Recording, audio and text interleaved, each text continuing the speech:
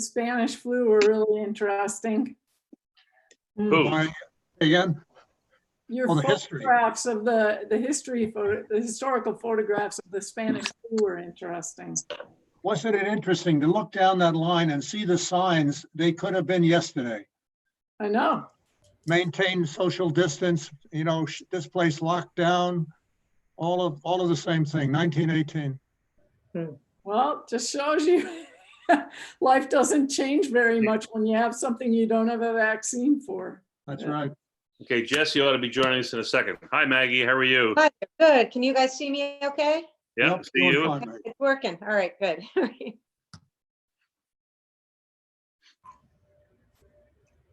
Hey, Zell, I'm gonna move the hosting over to you. You guys should be all set. Yep, Okay. You want to just- start your Thank you. meeting. Lisa. very much. Appreciate all You're your help. welcome. Have a good meeting. Thank All right, you. take care, Lisa. Thanks, Lisa. Thanks, Lisa. You're welcome. You can start when you're ready. Okay, we'll just wait for a second here to get Jesse. I just talked to her on the phone. Yep, She's on. she's here. There she is. Jesse. Okay, good.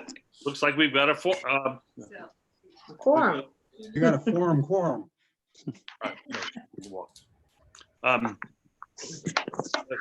Sorry, looks like we've got a quorum, and so I guess in fact, we got the quorum plus all of the two alternates with us, and that's great, Maggie and Mickey. So the next thing is to approve our minutes of our last meeting, which had been sent out to you earlier this week, again from Jesse. It was the February 26th session. Do I hear a motion? So moved. I hear a second. Second. Frank? Was that Frank? Frank. Yes. Yeah, Frank. Frank and Maggie. Maggie. Thank you. Any My second. any comments? Okay, all those in favor? Time to go. Aye. Okay, can I get we got 2 ayes, 3 ayes, All All right. right. 4, okay, 5, good. Guess we're all set. Okay, minutes are approved. Do we have any public comments? I think Tom Olson had indicated he wanted to spend a minute or two with us about what is going on with the Conservation Commission. He's a member of the commission, and they're in process of preparing a Groton or open space plan for the town of Groton. And so with that, Tom, I'll turn it over to you for 3 or 4 minutes, and then we'll go from there. Sure, appreciate that. As I briefly addressed you guys back in December at your meeting, and so you told you we've started an open space plan and that we would have some progress over the course of 2020 here.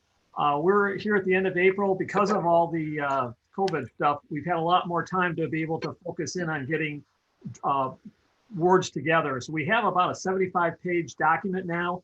The latest version was posted as available with a meeting agenda for our on the 6th of April meeting of the Conservation Commission. Since then, we've continued to update it. We've gotten inputs from the Groton conservation advocates, from some comments also from other boards and individuals, such as GOSA and that type of stuff. And we're incorporating all those as we continue our research. This is going to be pretty much a document that talks a lot about a number of issues. We're going to be talking about native plants and fauna.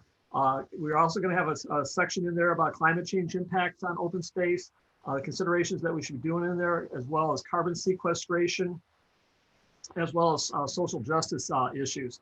So we've got a number of other things that we're pulling into our plan. Our goal right now is to get this together for our May meeting, get it into a condition that the board's comfortable, or the commission's comfortable with it, and then send it out for official comments from like the Groton City Conservation Commission, the Groton Long Point Conservation Commission, to our advocates over like at CLCC, the Connecticut Land Conservation people, Avalonia, Groton Open Space, And also we'll send it officially over to the task force here, because we do reference items with you guys, as we just don't want to do this in vacuum. We're also anticipating taking a look potentially of getting this posted, similar to what was done for the planning and zoning, the zoning regulation process, is having it posted for public comments, and potentially having some type of public moderated forum or whatever.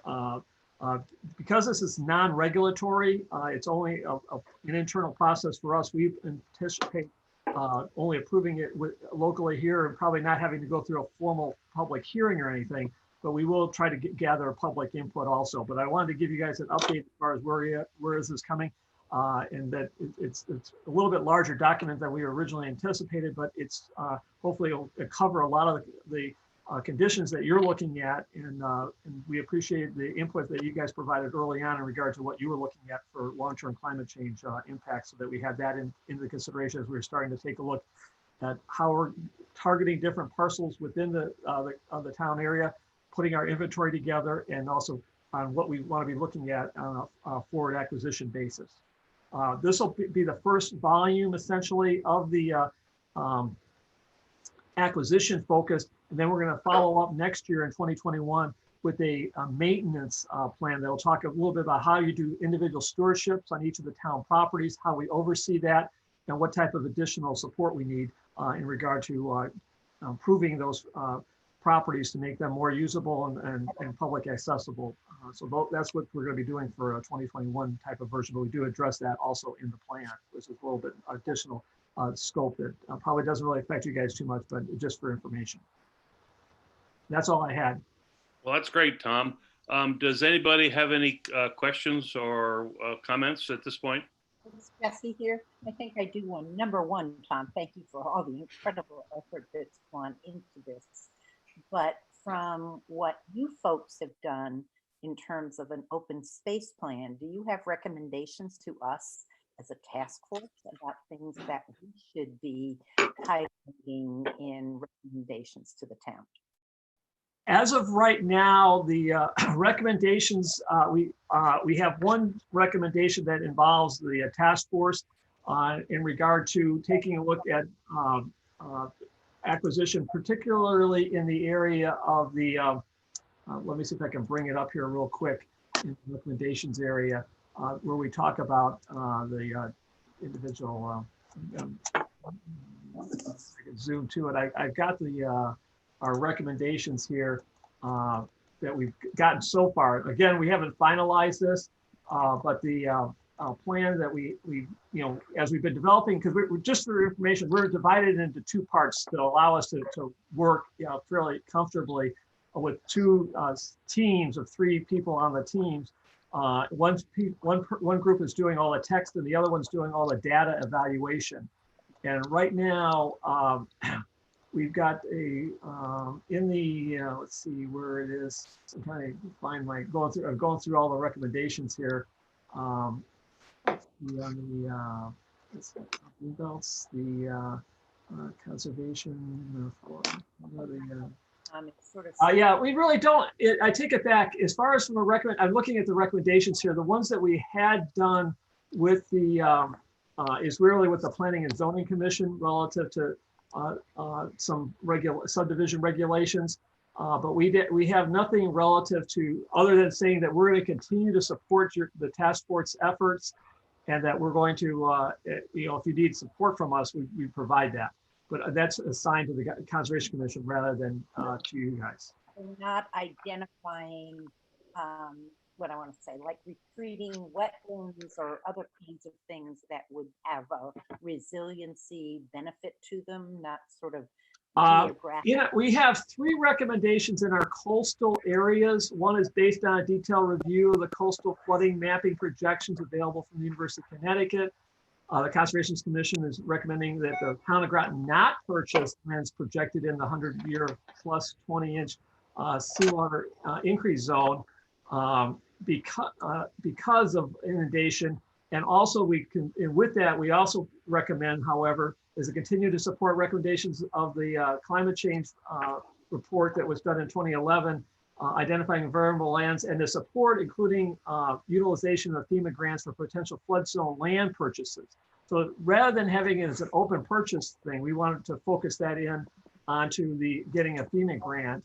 And then the third item in the coastal areas, the Conservation Commission endorses the town Groton Resiliency and Sustainability Task Force and recommends continued coordination of their efforts. And that's assigned to the Conservation Commission. Thank you. Okay. Anybody else? So you're saying, Tom, that finalized document you're anticipating at the end of May? But sometime we'll try to get it out for distribution and for official comments during the month of May. That we have our meeting on the 4th, then we'll probably, whatever tweaks we have to do it, then we'd be posting it hopefully by the middle of the month.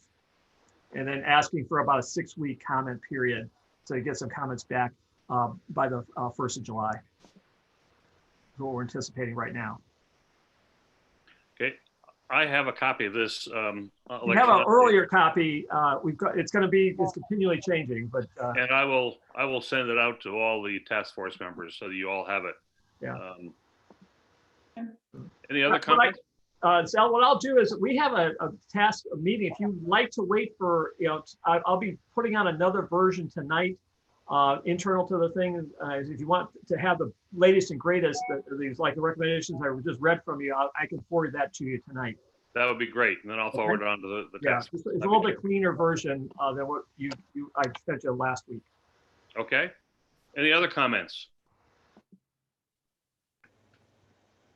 Hearing any more? Well, Tom, thank you. Okay. Thank you so much for Thanks, coming Tom. and spending time with us on this awkward Zoom process, but this was very helpful. Thank you very much. Thank you very much, guys. Bye. Appreciate Thanks, that. Do we have anybody else from the community that wishes to make a statement before the task force? Well, hearing none, let's go on to new business then, or go on to new business, and we've invited John Reiner and Deb Jones to join us to continue our discussion on the operation and future plans for Groton. And John is the Director of Planning and Development Services, and Deb is the Assistant Director. Have I got that right, Deb? Yeah. Assistant Director for that office. So Doesn't she own the town hall? Isn't that I've seen her, remember her? So with that, I will let John take over and explain to us sort of how that all goes together. I think a number of us already know a lot about what John's been doing with the planning and zoning and so forth. But it goes well beyond that. It gets into actually what happens with the building permit process and so forth. But with that, John, let me turn it over to you. And what I suggest we do is that let John talk. And then when you get to a point where you feel you've got a block of information out, then we can ask questions and go back and forth, if that would work for everybody. John? Yeah, sure. Okay. Well, thanks for having us on tonight, everyone. Again, John Reiner, Director of Planning and Development. And I think many of you know Deb Jones, who's been with the town for a long time, is the Assistant Director. So first, I just wanted to kind of give an overview of what we do in planning and development. Many of you may know, you might not know all the facets of what we do. So there's really kind of three main divisions. There's our planning division, our economic and community development division, and then our building division. Within that, we look at not only the short and long range planning, the zoning of the town, thinking about the future visioning of what do we want to see in the long term versus the short term for development.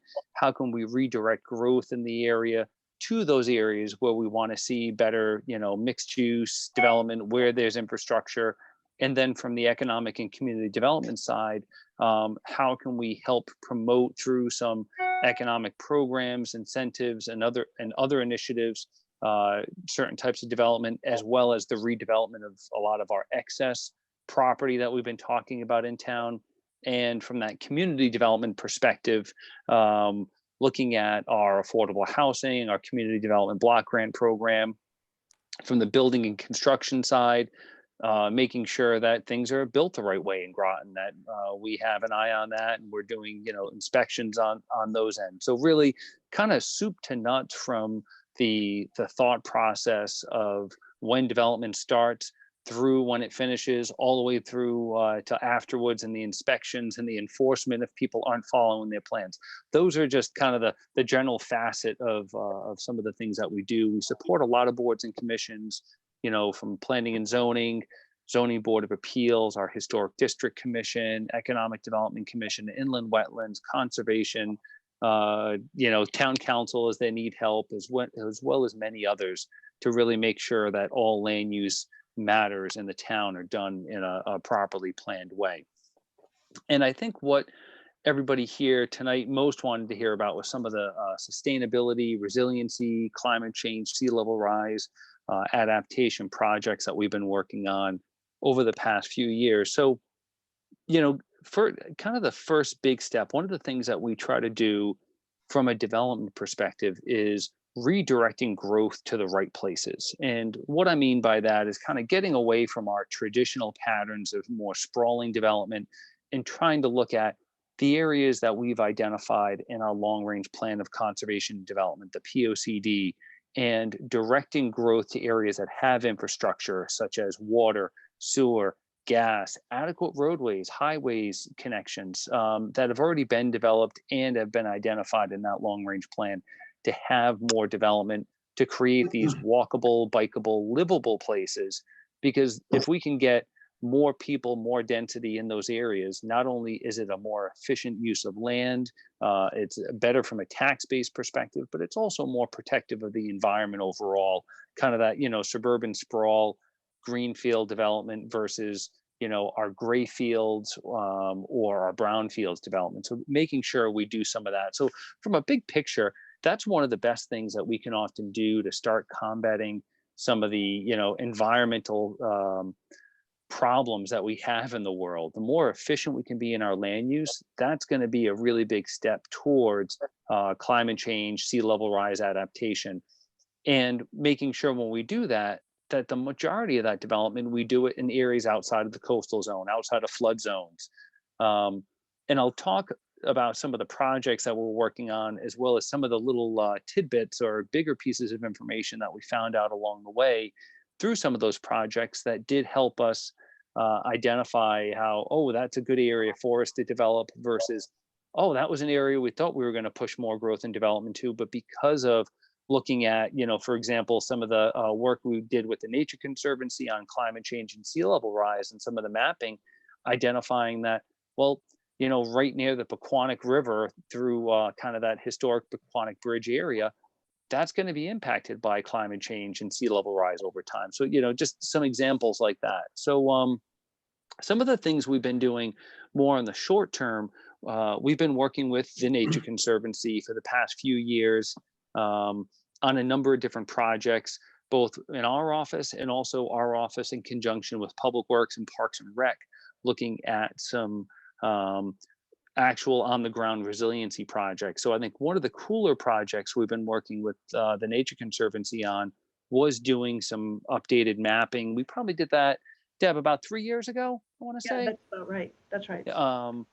And that was a really good update looking at some of the areas around town from a climate change, inundation, and the areas that really jumped out the most to us, Pequannock Bridge right along the river, as well as the Midway Oval neighborhood was an area that was really impacted that I think it was kind of on our radar, but when we saw some of the mapping that was happening through that, that's an area of a neighborhood that is something's going to have to be done over the mid to long term over that.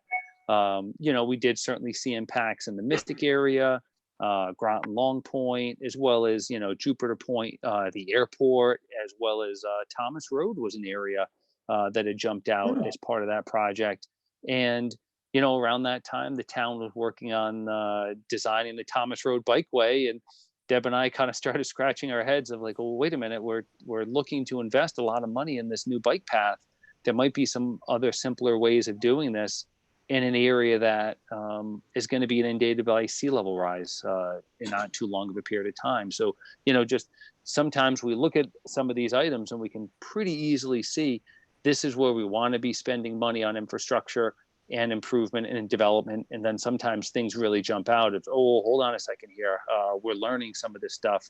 And that's not where we want to be putting new infrastructure, because infrastructure, from a cost perspective, you're really thinking in a 30 to 50 plus year timeline. So just kind of as we're moving forward through all of these conversations, thinking about climate change, sea level rise, resiliency, and you're thinking about infrastructure and long-term spending, that 30 to 50 year horizon is something good to think about. So that information also One helps sec. the zoning project that we had going on at the same time, the zoning regulations. I think we really envisioned more redevelopment in the Pequannock Bridge area.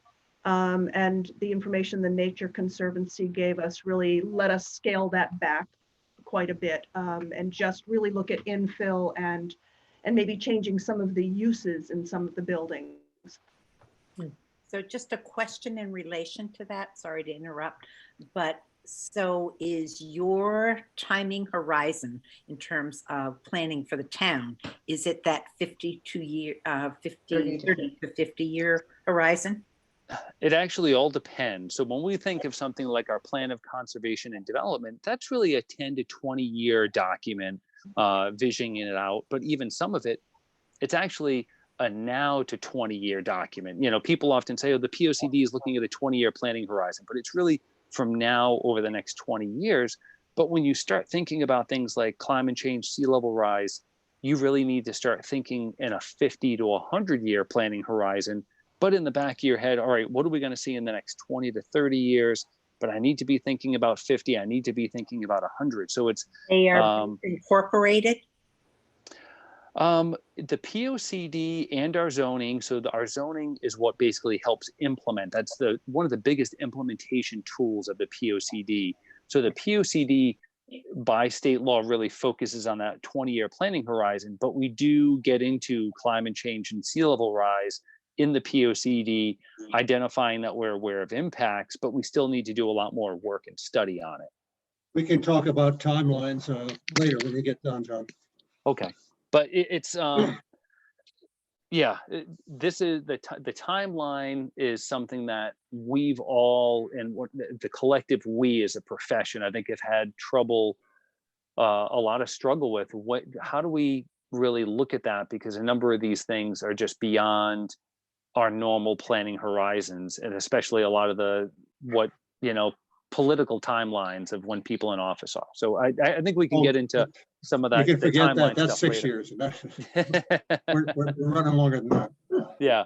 So as Deb said, that real work we did with the Nature Conservancy, that's really helped give us a good direction and picture on a number of things that we've been working on in town. And it helped inform the zoning. It helped us when we're looking not only in the zoning in Pequannock Bridge, but as we're looking at certain areas in Mystic of what we're going to be doing with the zoning there, as well as some other smaller districts in town of what do we want to see for growth and development happen there. Because we were working with the Nature Conservancy and they saw that, hey, this is a group that really wants to do stuff. We've actually been also working with them on some on the ground type of stormwater resiliency projects, habitat restoration stuff. And they have some grant funding to maybe design and implement a few things around town. A rain garden here, a riverbank kind of habitat restoration project there. There's a few things that we're working on. And even something that was a little bit more in depth down at the Esker Point area on the town's kind of overflow parking lot for the beach, a concept, I think it was about a year ago that Mark Berry from our Parks and Rec department and Adam from the Nature Conservancy started working together and took that to the council to get some ideas.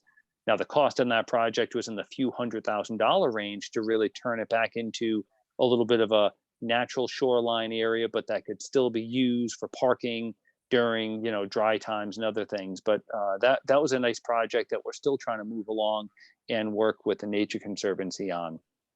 I did talk a little bit about our plan of conservation and development. Again, our long range planning document. We do get into climate change and sea level rise in that document, but still there's a lot of work that needs to be done in it. It really spoke more about the need to do more. A number of years ago, before I started working for the town, Deb had some involvement in this. The town had done a larger climate change kind of resiliency planning project. I think Zell was actually involved in that a little bit, and the previous director, Mike Murphy. And that was a good first step for Groton a number of years ago. We talked a little bit about the Pequannock Bridge work that we had done, because in addition to after we did the mapping work with the Nature Conservancy, we did a more in-depth planning study of that Pequannock Bridge area. And as Deb said, that really helped us influence a lot of the planned growth and development of what we wanted to do or then didn't want to do within the Pequannock Bridge area. Let's see here. Can I ask a question about that? So now you know that there's a time limit of what you want to invest in, for example, the Pequannock Bridge area. If I live there as a resident, I mean, what is your now obligation to me? I mean, well, so I want to be very clear. We're not walking away from the Pequannock Bridge area. There are certain areas right on the river and along the river that we can see under a 3-foot sea level rise scenario are going to be impacted. So I want to be very clear that we're not saying, oh, okay, all of Pequannock Bridge is going to be impacted. There are certain roads, there are certain lots, and those are things that can be seen right now looking at the town's GIS. We, the town, have not yet come up with a policy of at what point when roads are inundated with water once a week, every day, twice a day, or just constantly underwater, what are we going to do? We haven't had to deal with that yet. So we don't have a policy. So I really can't speak to what that decision is. And that's going to be something that the town manager's office, the town council, and others are going to have to weigh in on. At what point are we raising roads? At what point are we saying we can't maintain this road anymore? We can't get a bridge permitted over it because we're literally just shoving sand against the tide. And I don't know when that point is going to happen for some areas, but for people that live in Jupiter Point and Groton Long Point and other areas in flood zones today, 30, 50, 80, 100 years from now, you're going to have some problems. And that's something that, you should be aware of when you're buying in those in the flood zone and adjacent to flood zones. And, that's kind of the best advice and data that we have on it now. From a planning perspective, John, how does the town approach that? How do they come up with guidelines, parameters? I mean, what is the planning mechanism? I mean, we all know what the reality is. So from a planning perspective, how does the town approach that? So that's a great segue into the next thing I was going to talk about a little bit on some of our for some of our coastal zone kind of planning and sea level rise. Is a few years back, the regional council of governments updated the town's hazard mitigation plan, and one of the things that came out of that was we started talking with FEMA about getting into the community rating systems program, or CRS, so that we can start doing some more proactive planning about flooding. Now, one of the major shortcomings with FEMA, CRS, with floodplain management is it's about today's floodplains. It's not about, they don't take into account sea level rise yet. And that's a major issue. And that's something that I can't resolve just yet. We don't have a lot of teeth from a regulatory standpoint when it comes to that. Can we start doing some planning for it?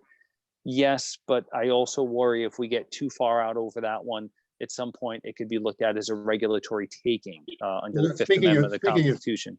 Speaking of segues, the the thing that you're bouncing along between here is short-term elevations in water level and long-term elevations of water level. And therein, I think, is a real problem from the planning standpoint. Front Street in Noank floods annually right now with current sea level. And take you over the Groton Long Point Bridge, it doesn't because of its elevation and the rest. Sea level, the long-term sea level may affect that. And you have to get something like a hurricane of 38 to flood it. Jupiter Point, a couple of times a year, the low end of it, mean elevation a foot above high water. How do you handle, see, FEMA is set up to handle flooding and more or less the hazard, catastrophic flooding, not flooding because of long-term sea level rise necessarily. So how do you handle those two items? I'm planning, you see, Pequannock Bridge, we looked at elevations of Pequannock Bridge, and to make a longer story very, very short, would disagree that it's in any sort of long-term sea level rise hazard down there.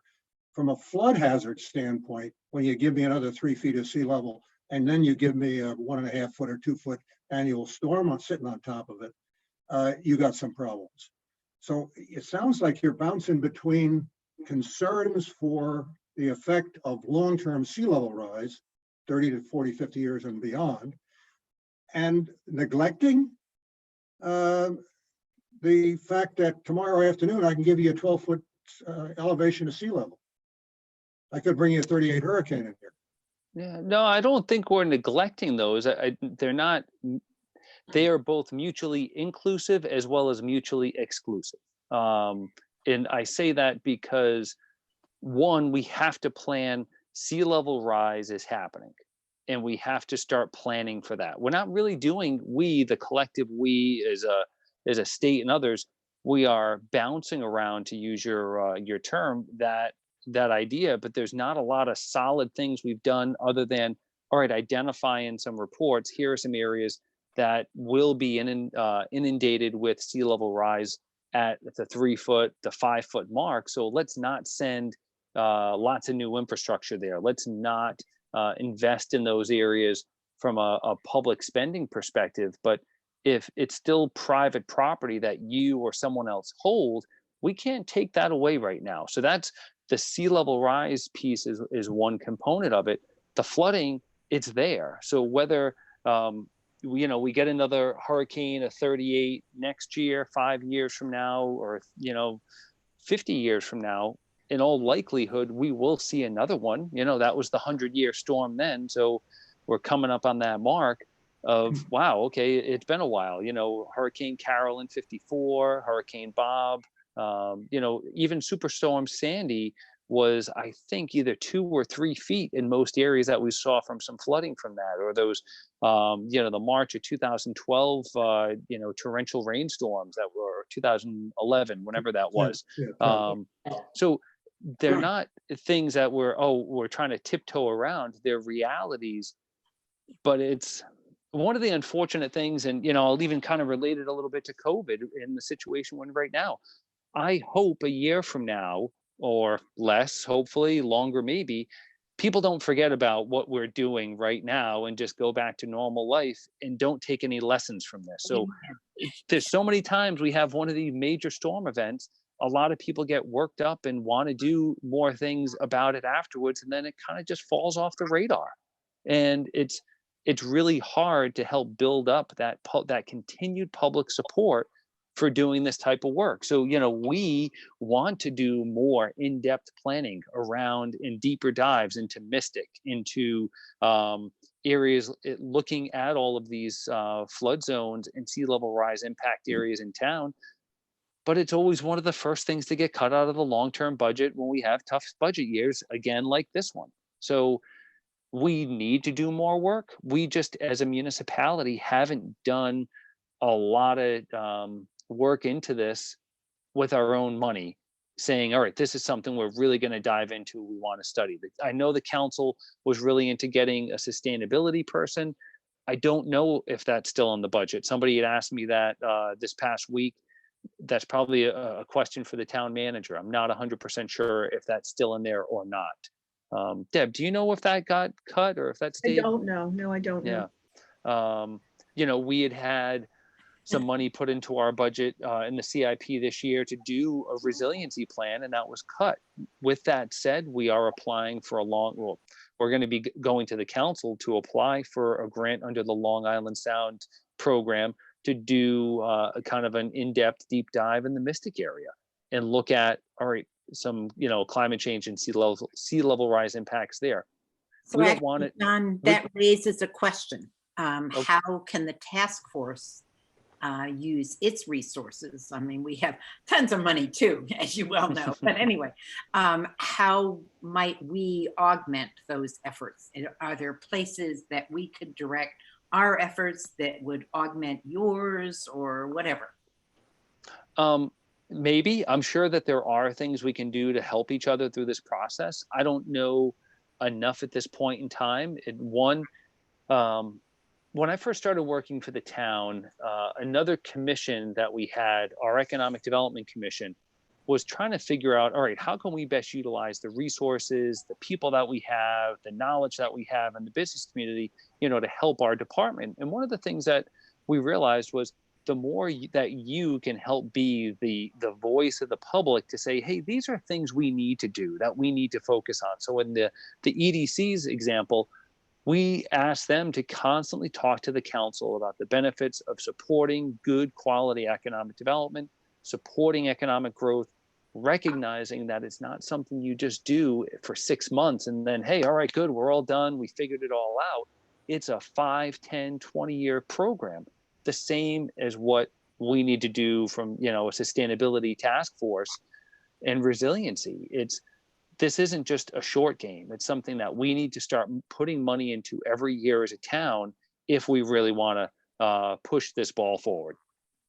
John, I have a question, and I want to go back to the previous question that Jesse asked. First of all, I appreciate that whenever you think about what to do next and what not to do, it's not a matter of neglecting anything, but you are constantly making trade-offs, and those trade-offs are tough. And so first of all, I empathize with that predicament that you have to face. And there are two things that can guide how you balance those trade-offs. One is what we've been talking a lot about throughout this task force, which is the facts, and facts really matter. And I think we're doing a reasonably good job at collecting the facts, anticipating flood zones, storm surges, and things like that, maybe frequency, all that. But there is another part that I want to ask you about, and that is values. And Jesse asked, what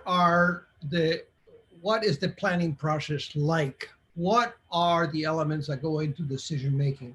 For example, if you said, hypothetically, if you said, well, our goal in guiding these trade-offs, these difficult trade-offs that we have, would include minimizing economic impact and minimizing human health or lives lost to climate change events, related events, or to optimize the government ability to function, etc.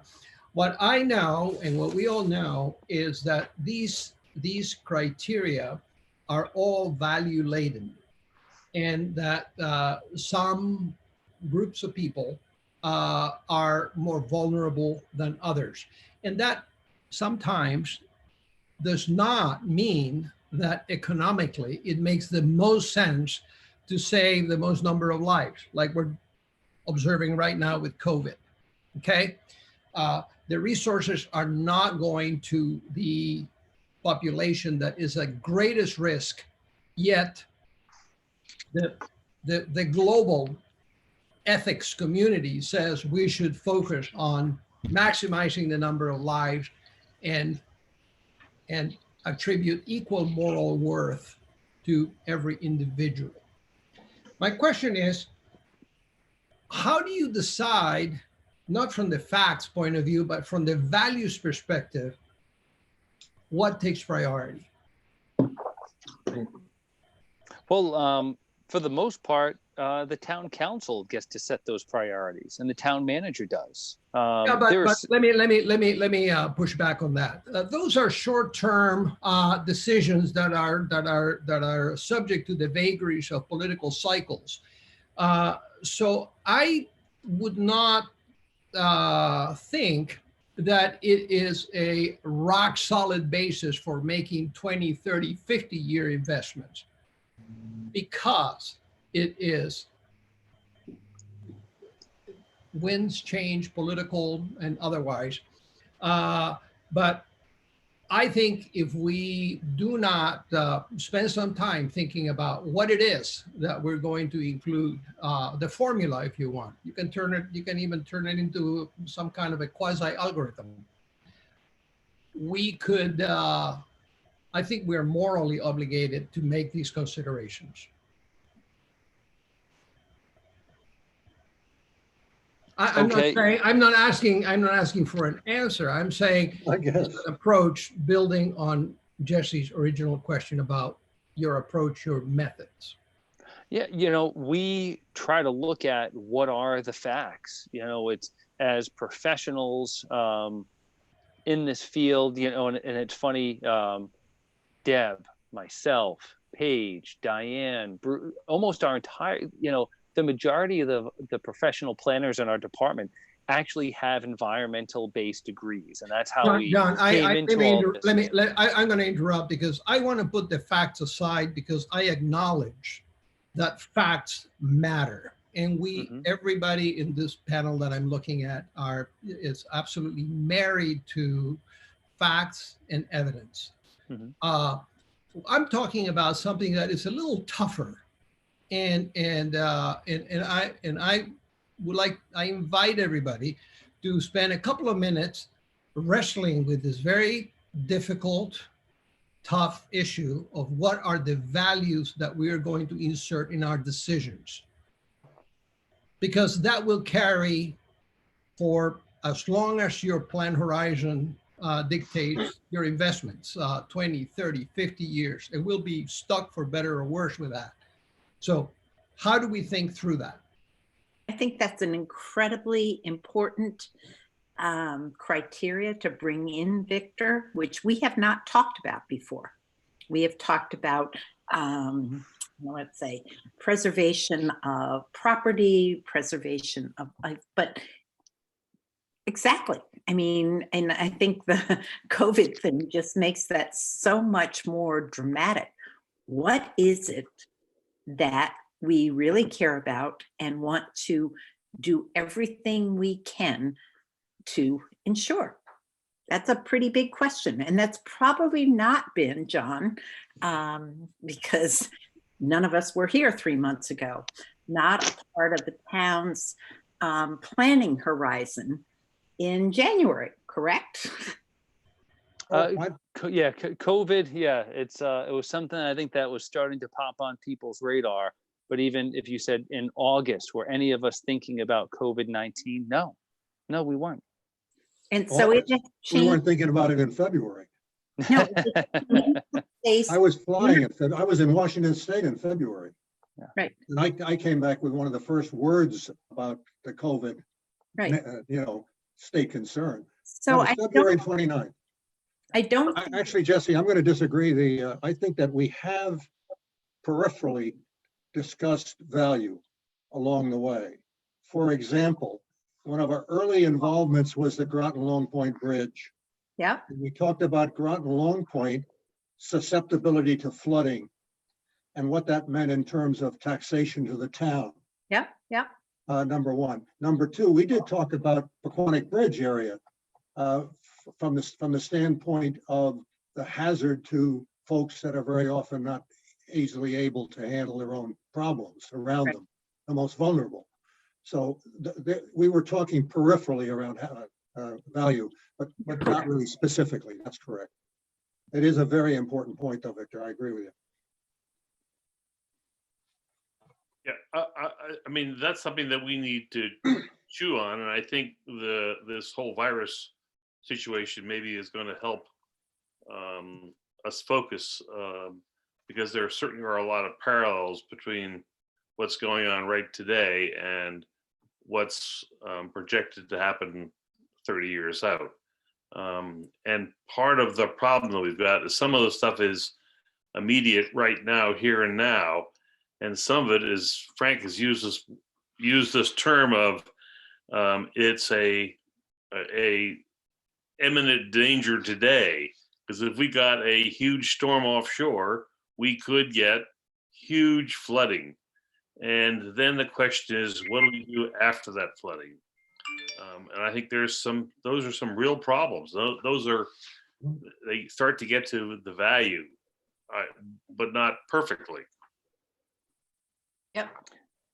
So, along those lines, when you're thinking about things that I see that this task force could help with are, keeping these types of issues out in front and on the radar of our elected officials, which, yes, it changes every 2 years, but that doesn't matter. We need to keep every 2 years, the collective we need to keep re-educating these folks on, hey, here are the facts, here are the issues. It's not just about lowering the tax rate every year or what the school budget is. There's other things that those issues are always going to be there. Then we have these other issues of, how do we make the world a better place? How are we not destroying our planet for the current and future generations?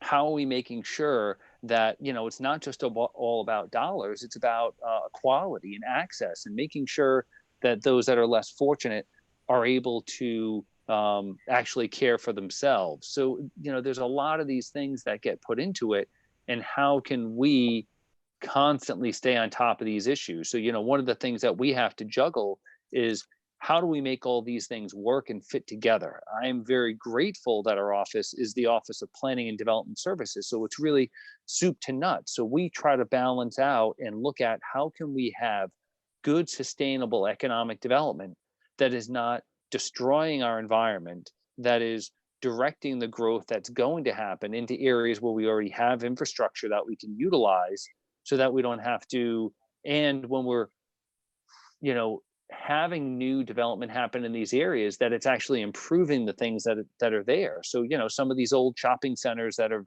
been developed a long time ago that have very minimal, if any, stormwater handling capabilities. Well, as those get redeveloped, all of that stuff is getting upgraded. So we're constantly doing water quality improvements, as well as getting development that improves your quality of life, sense of place, not just for one group of people, but really for all. So those are the things, just to kind of scratch the surface, that we're constantly juggling with when we talk about, this value mechanism. But kind of jumping back into climate change, sea level rise, resiliency, some of the things that we're working on and talking about. So I was touching upon the FEMA mapping, the CRS program, and one thing that has come up a number of times, I know Zell has brought it up about, building permits. Well, what we require for new construction with, certain levels of expansion, when people have to rebuild the structure to certain floodplain management standards, or, to meet a certain level of freeboard. The state building code dictates a lot of things that we can and cannot do or require from a lack of a better term, a green standard, whether it's, not requiring. Wait, John, for a minute. Yeah. I'm sorry.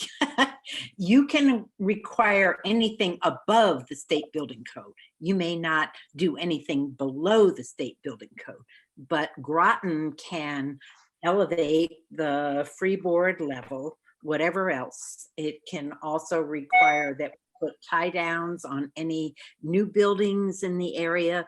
So I think that's one of the things that we as a task force are actually looking at. It's like, okay, Groton finally elevated its freeboard level to a foot above sea level. There are other towns, New London, very close to us has 2 feet right now. Mhm.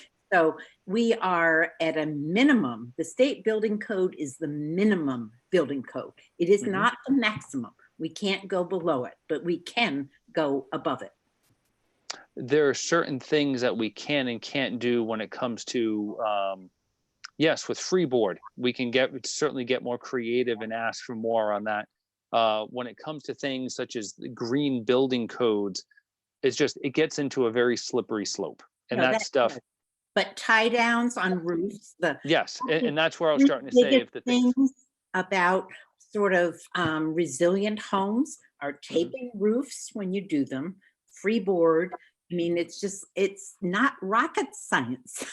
yeah, oh, I don't disagree with you on that. I think there's a lot of things we can do in flood zones and the areas adjacent to flood zones that can really improve the quality of certain areas, but then it also gets into what's the political appetite for doing some of those things.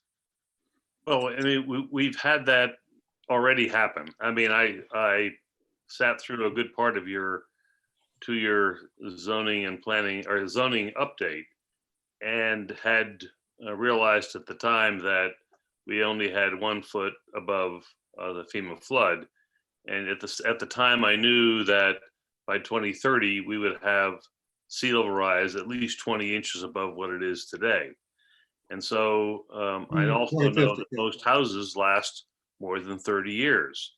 And so really should have the planning zoning commission then bump that up to 3.5 feet. And then the question is, part of the problem here is that you have this very interesting process where the decisions get made about the rules by a lay board, and hopefully they're listening to you and Deb and others. And then there's the sort of the issues that are going on at the council level saying, that's not a good idea. That's not a good idea. And I went through that with the whole setback around the reservoir. The council came in and told the zoning board that Stever's idea of 100-foot setback was not cool. And the literature simply does not support that. Literature supports that it actually ought to be 100 feet at a minimum and probably ought to be greater for many areas. So part of this has to do with, and this gets to the issue that Victor brings up about the values, tracking who makes decisions and how they make them, and how we bring and how maybe our task force can bring some moderation, I guess maybe the word is, or some reality to that in a way that people can hear it. I mean, I'm as you all know, and I'll show this right in front of my face, this little book that we've all been looking at right here is part of the devil in the details. We don't know that we're able to do this very well. I mean, and it explains why. I don't know. Victor, to interject with that, I think one of the things that John and Deb can do within I totally recognize you are municipal employees. You can't do a whole lot else. But when you are contemplating what you want to propose, I think you need to view this task force as an ally. And so we are charged by the town council to come up with recommendations. So you've been looking at all of the areas that you are responsible for. Tell us what you think. We will contemplate it. I think the discussion among us is really, really valuable because you actually have access to way more granular information than we as a task force do. We have access to different kinds of information, but how you put those two together and what we then, which is our charge as a task force, is what do we go back to the town council and recommend needs to be the result of putting those things together. Can I add to that? I think that's an excellent point, Jesse and John. We have a tendency sometimes to talk about all the things that you or we cannot do. But your introduction was, I thought, was terrific. Yeah, absolutely. When you said we are constantly thinking about redevelopment instead of new development, the trade-offs and the tough choices that you have to make with an eye towards the healthy, sustainable economic growth.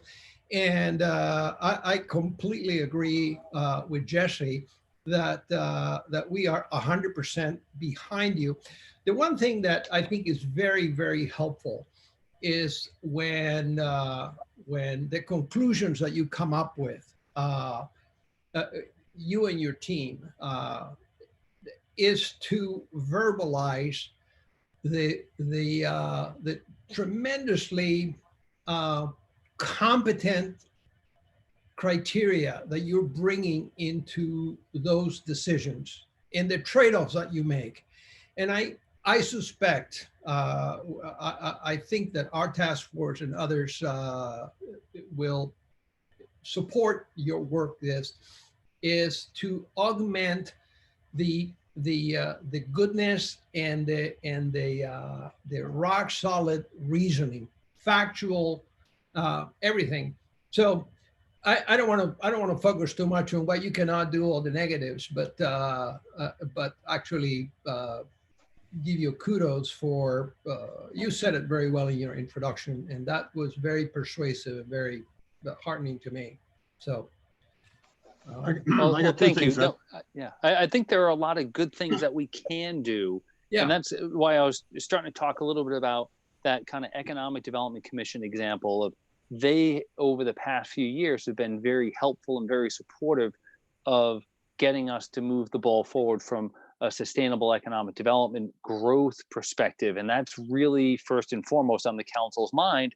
And that is an easy, identifiable item in, from a politician's perspective. Everybody wants to see good economic development. Exactly. Well, environmentalism and sustainability and resiliency should be right at the top of the list along with those things. It should be, who's not interested in having a good, healthy planet and making sure that we have a healthy, sustainable future? So I think those are some of the things that, and I know I'm just kind of being broad brush stroke on it right now, but that the task force can help us with, so that when we, the collective we, are looking for funding on some of these items, like a sustainability resiliency plan or a sustainability position to help really put this first and foremost, it does two things. One, it shows the councils, if you can get the council to go and commit to those things, that then makes it less of an uphill battle every time we have one of these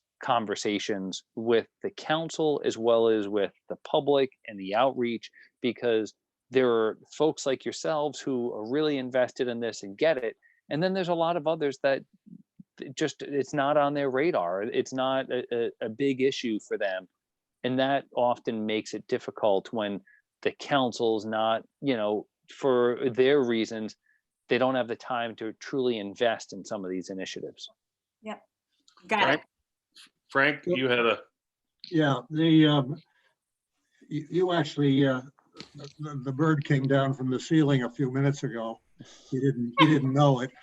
And when you mentioned education, and you mentioned education from the council standpoint, and I would submit that it right across the board, the citizen as well as the council is in need of education. And we're planning a series that I hope you would join in on, because I think some of the bases for planning are less than well understood by a lot of the citizenry. And it would be well, I think, to have you guys involved in some of that. We hope to have a series of talks on different subjects, sea level rise, pick a name. And we'll be talking about the when of that. So I'd like to see you guys participate in that. The other is, you keep mentioning the Conservancy. Have you dealt with Circa over at the university? Yeah, we did a little bit of work with them. I know we went to a couple of forums with them, and we've certainly, we're aware of them. We haven't done a ton of work with them. The University of Connecticut Department of Marine Sciences and the town of Groton worked together under a DEP project 10 years ago to look at flooding and what the topography meant to the flooding of the town. Groton was a poster child in some of the DEP work. And the models that were used in that are only gotten better. And they're available for you to take a look at. I'd be glad to put you together with them. Frank, just say that more forcefully. Talk to John and say, I will talk to you and I will show you this data, okay? It's a rare day or cold day somewhere in the Hades when they say, tell Bolin to speak more forcefully to you. No, it's just like, it is incredible. We live I'll be here glad to talk to you, and we John. don't know it. So Yeah.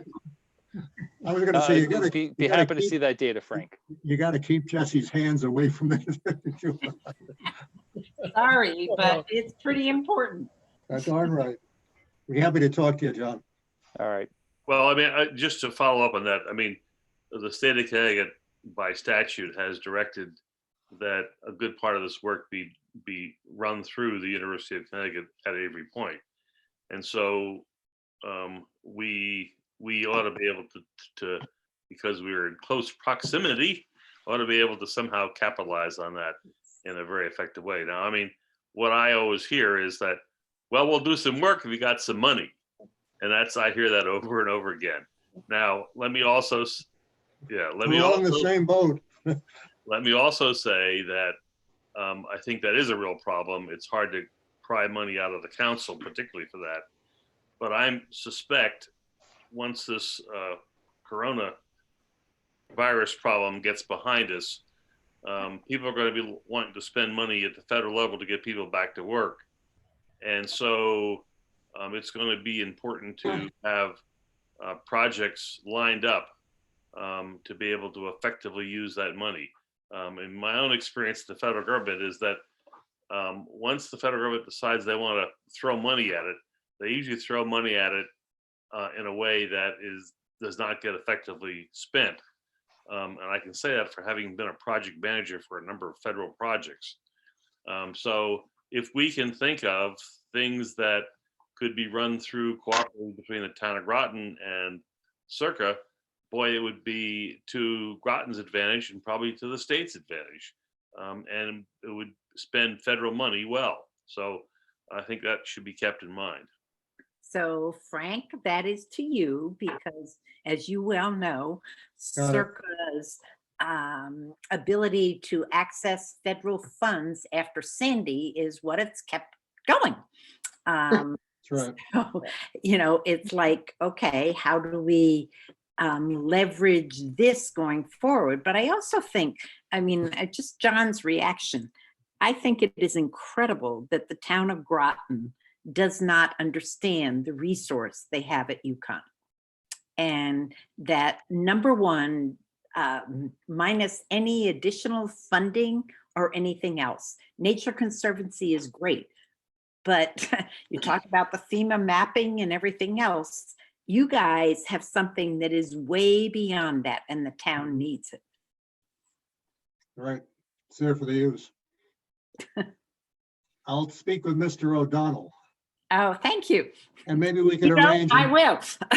We'll arrange some sort of a meeting, Zoom or otherwise. Well, no, I mean, but to be more granular about it, I mean, I think I'm happy to talk to John Burt offline here about setting up some more formal arrangements, and that might help move things even further forward. I would want to talk with our John Reiner first, but because I want to do that carefully. So the town has done a wonderful job of reaching out to TNC and other people that were there to do stuff. but we have this resource right here. And we ought to take advantage of it. Should we So actually, consider- a should we lot of those, consider an advisory role for a well-informed technical person from Circa to sit in our meetings, because their input could probably be valuable with every conversation we're having here. And I don't know why they haven't reached. Well, Victor, Yeah, to interrupt you a second here. I mean, Frank comes from that community, and Jesse was owner of that community as well for a while. So we have plenty of representation. okay, okay. So Yeah, I think I recognize, got that covered. but Now, I also should say part of the reason that Nature Conservancy got all this work is that Adam is a first-class marketer. Great. Adam is wonderful. In a way that few other scientists are. And No, so, but Adam doesn't incorporate the data that Circa has. I know Big because they difference. want to do it. Thank you, Frank. I said it. Yeah. Thank you. So, okay. Well, let's go on from here. I mean, I think that's a place where we can help. Sorry. John. yes.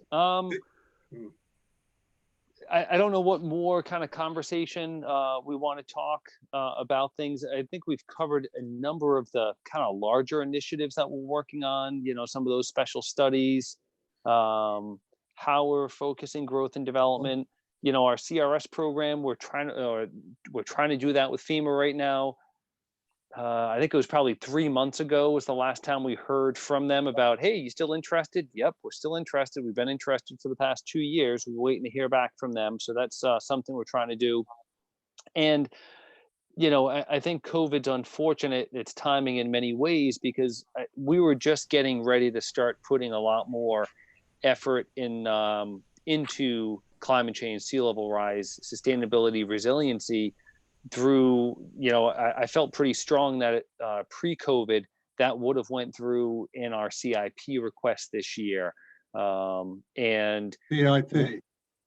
or sorry, the capital improvement plan or program that's part of the town's annual budget. The CIP is kind of a 5-year capital planning budget. So whether it's actually for infrastructure or for large projects and studies over $25,000, and that was something that we had put into that capital improvement program. I'm sorry, you know, it's all of us planners, scientists. We all use these acronyms so quickly and just kind of run with it sometimes. Even, you know, I try to use either POCD or Plan of Conservation and Development interchangeably and say it enough. But you know. I hope that post-COVID that we're not, you know, I am worried about where the economy is going to be a little bit or a lot, and what that's going to have on our ability to do some of these other long-range projects and short-range projects, which really need to happen over the course of the next couple of years. I don't know what you know, this upcoming year, I think our budget's on pretty solid ground, but a year or two from now, I'm scratching my head a little bit. So that's something I do worry about. So again, the more that this group, I can't stress that enough, can really be a champion for the importance of investing in these things now. And, you know, some of it is, you know, Frank and Jesse, as you said, if we can use some of the data that UConn has better, sometimes it's just making sure we make the connections and stay on top of contacting with each other about these. I think one of the reasons that we were able to do such great work with the Nature Conservancy is, one, it didn't cost the town any money. Two, Adam reached out to us, constantly was contacting us of our interest to work on this stuff. And hey, we have some money, we can do this work for you. We just need some of your time and some of your input, and we can really help get you some really good data for decision making. And that was really helpful when we're juggling so many other initiatives. Now we're actually, you know, as I said, I feel, or I felt a few weeks ago, as time was starting to open up in some of our projects and initiatives so that we could really start putting more into this. You know, over the course of the past year, you know, a couple of things that I should mention is the amount of time that Bruce from our office, who does a lot of work with the Conservation Commission, Deb and myself, you know, Bruce really the majority of the heavy lifting on the plastic bag ban, applying for the Sustainable Connecticut, you know, bronze certification. Those are items that were on our radar. That, you know, the plastic bag a year and a half ago wasn't as much. Was it something we were thinking about? Yeah, but we weren't sure if the state was really going to take the lead on that. And that a good effort initiative. I'm glad we did it. But then by putting time on that, it then the more you focus on one thing, the less you can focus on something else. Yep, absolutely. We get that. We appreciate your efforts, John, wholeheartedly. I don't think, I hope that nothing I said tonight was critical of that. No. I'm used to everyone being critical of everything we do. So no, it's par for the course. But no, no offense was taken. Supportive, okay? Yes. No, thank you. I'll tell you one thing we could use, or I could use. Just looking at my notes, you mentioned a number of different projects, the Conservancy on a couple of occasions. Mhm. Do you have anything like a list of key projects that might overlap with what we're interested in? That's a good idea, Frank. I mean, drainage in Long Hill is probably not an issue, but if you're getting down into a Midway Oval and you're thinking about this, that, or the other things, sort of things, and sea level rise issues, and some bullets. Good point, Frank. Is anybody working with you on the oval down there? No, right now, no. That's an item that is, you know, as I said, it's on the radar. We had some really good data from TNC, but it's been one of those, we didn't want to just kind of step out in front of that bus without having a real plan, and how are we going to start having that conversation with that community, with that neighborhood, because they're very distrustful of the town. I think historically the town has botched up a lot of things that they've tried to do there. So even when we did the Pequannock Bridge design guidelines, just trying to come up with a way of, hey, how can we, you know, make this area a little bit safer, a little bit more walkable, in getting some redevelopment back into that area.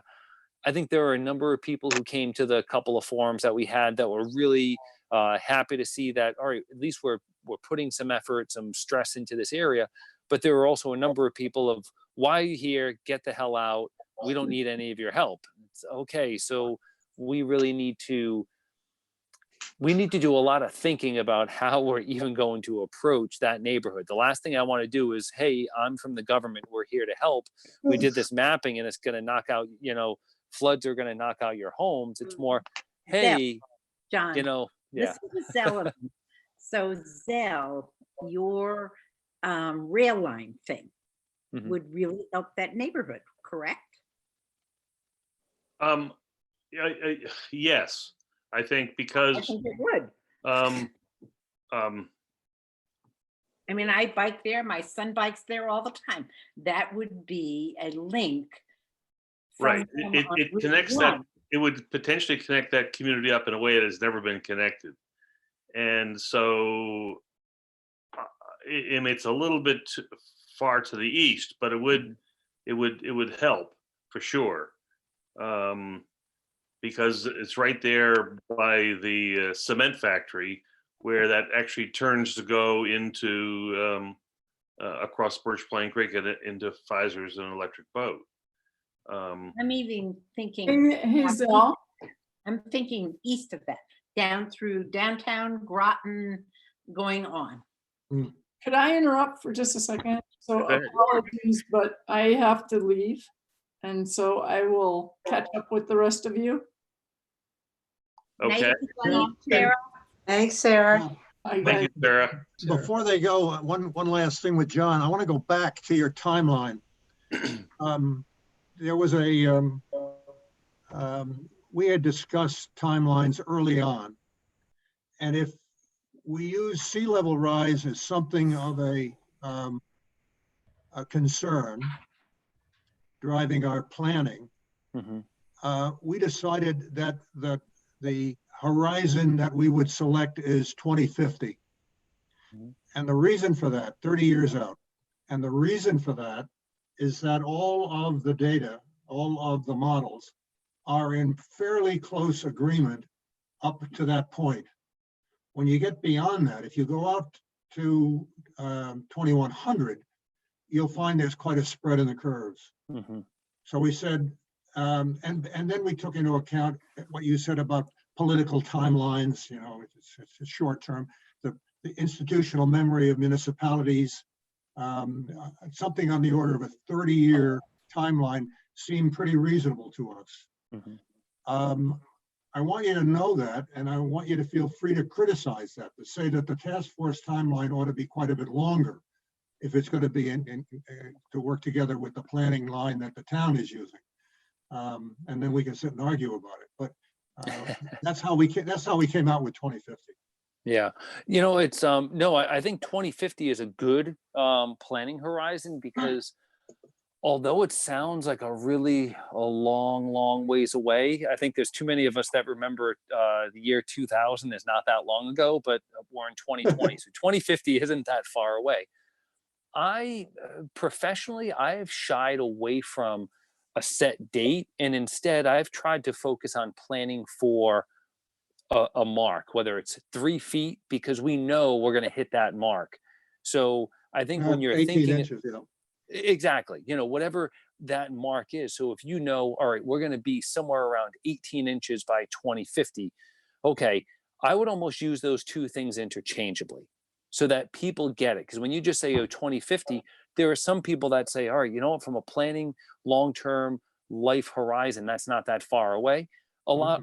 And then there's a number of negative people that are going to say, I'm not even going to be alive then, so why do I care?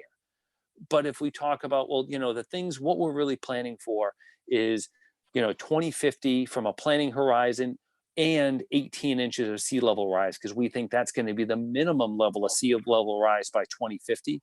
I think that would be a good horizon and a good message to use those two things interchangeably.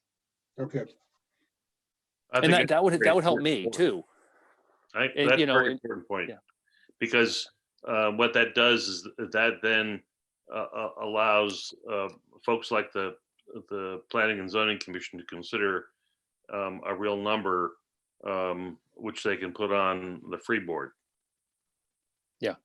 And the same with the council. The more you keep saying these facts, or, you know, I mean, and that, you know, and this data, and get it so it becomes interchangeable in their mind. 2050, 18 inches. All right, if that's the point you're trying to make, the more you keep stressing that, they're going to start remembering that. And then it's going to be easier for us as we're trying to plan these initiatives and getting them to buy into it of, wait, what does 18 inches really mean? Oh, okay, wow, that's a big impact to us. I can't stress that enough.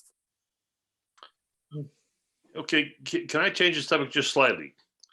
John, how do you think we might be able to help you in terms of how the other commissions operate? For example, planning and zoning, economic development, and even the Conservation Commission, and in the wetlands. I'm less in the wetlands, a little less so, because that gets really into a very narrow area, although important, having been a wetland biologist. But how might we help you do something around education, around discussion? I mean, rarely do these commissions get together. There was a time when there used to be the chairman would get together, but that was always a very awkward because of the way it was managed. But is there something we can do to help? Because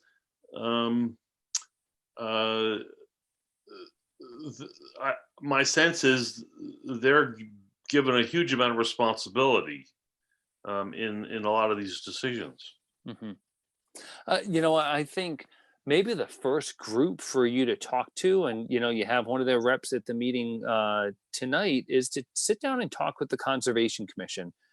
And this might, you know, one, do you, and this is somewhat of a rhetorical question, but you as a group, you have a task from the council. What are the top 3 things or whatever things that you want to work on?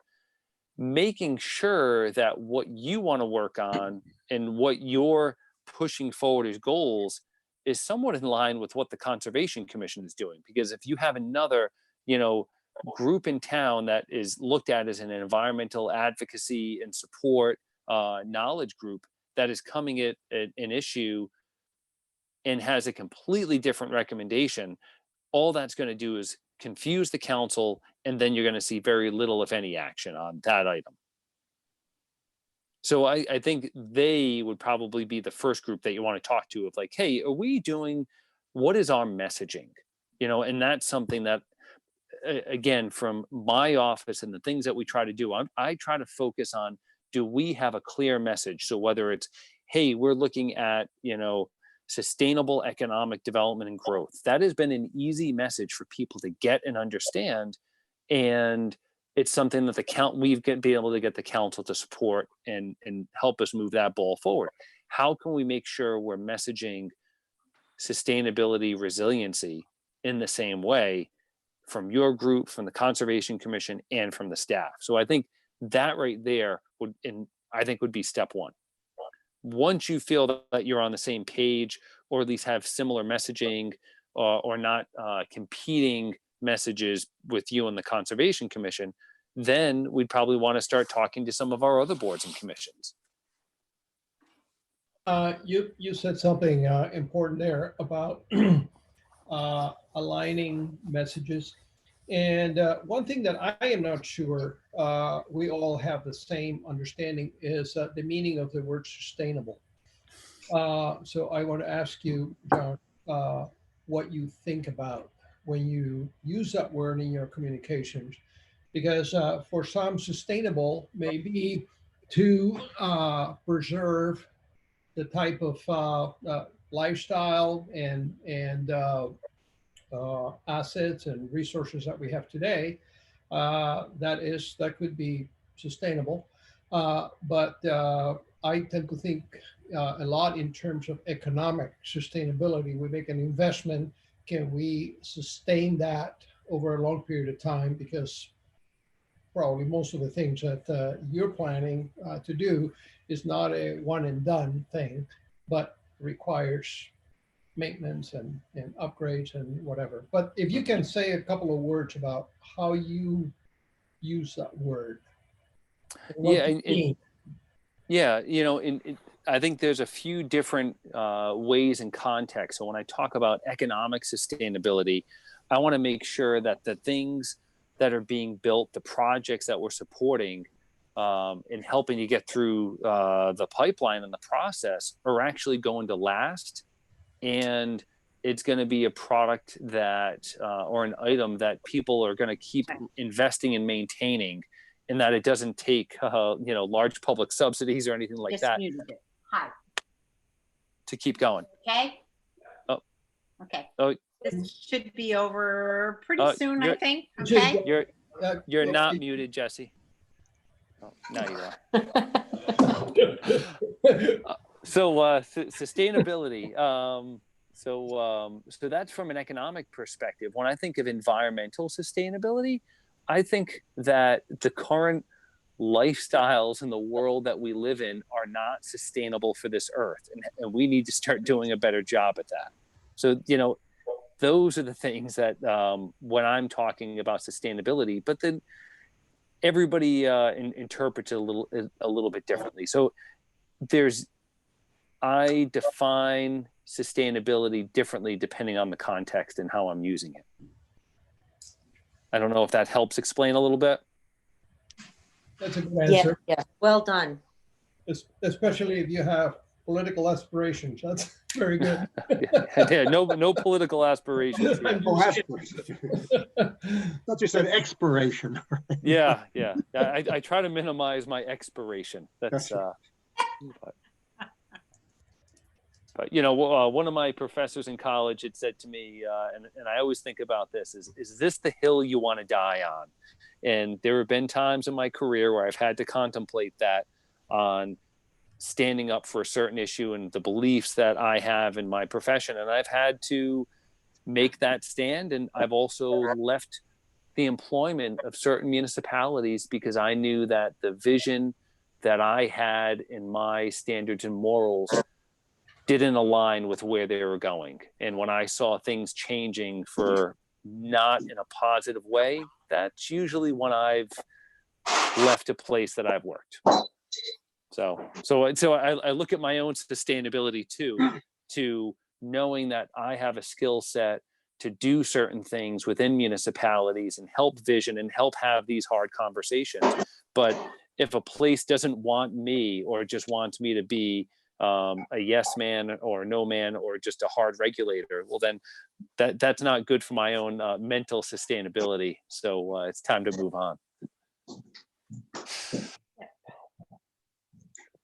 Okay, people have other, well, first of all, John, do you have any more you want to add to your thing? I mean, I think there's some things that you do, for example, coordinating with the regional planning agency, coordinating with the special projects, for example, if sewers get expanded or water is going to be expanded, or what happens on the road situation. How does all that planning fit into your bailiwick? Because what I think things happen and we don't quite always know how they happen, I guess. Yeah. On a number of those items, I expect things will, I think, happen better, be a little bit more transparent. Our public works department has had some transition over the course of the past year, and they're trying to figure out the best way to do things and communicate. And I've been really impressed with our new public works director, Greg Hanover, who's been with the town for a while. So I think from that perspective, we'll see just things, I think, happen a little bit more clearly. He's been trying to do a better job than I think in the past on just how are we talking about things? How are we spending time and money on efforts and initiatives through that, capital improvement plan, and when things actually happen or get kind of lost in the shuffle. What we do, when we talk about expanding water and expanding sewer, there really isn't there really isn't a whole lot of water and sewer expansion happening in the town. I think that's probably the easiest way of saying it.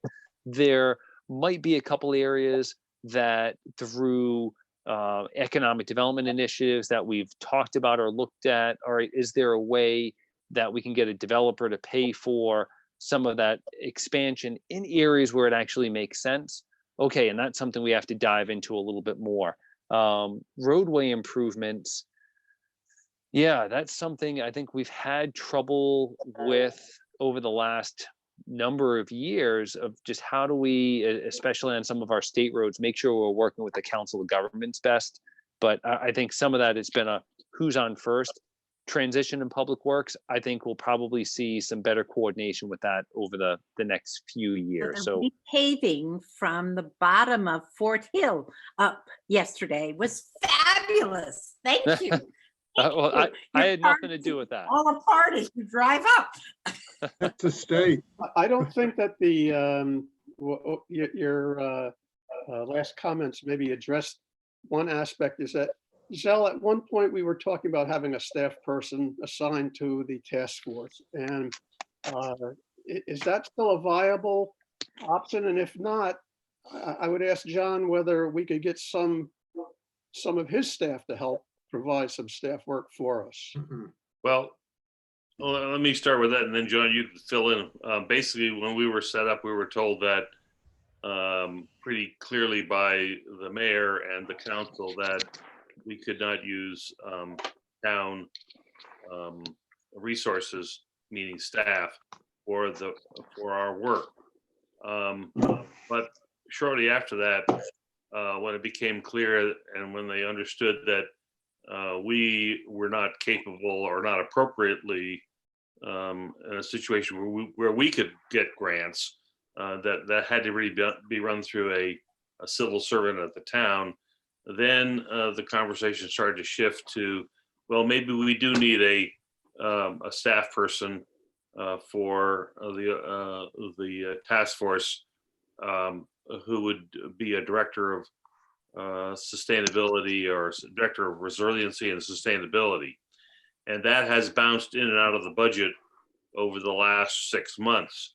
And I don't know where we are right now with that, but I have been pushing behind the scenes, probably on a monthly basis with both council members and with John Burt to make that happen. John, do you want to add anything to that?